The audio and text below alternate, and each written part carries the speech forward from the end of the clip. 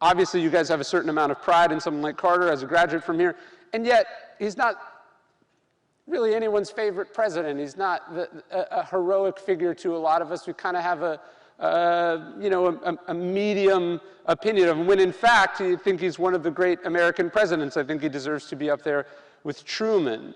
But what to me is great about Carter, and why I tell this story about doing your best, is that it is the ultimate protection. Now, I actually think that one of Carter's greatest achievements, one of the places that he sees furthest ahead, and we're seeing this now play out in Ukraine, is that Carter, when he wins the presidency in '76, decides he sees that America is dangerously dependent on foreign energy. And he starts to see what we now call climate change as well.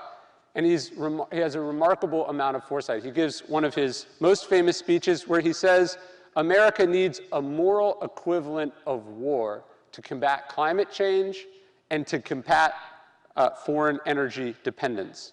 And how do most people react to this? They laugh at him. He puts solar panels on the roof of the White House in the '70s, right?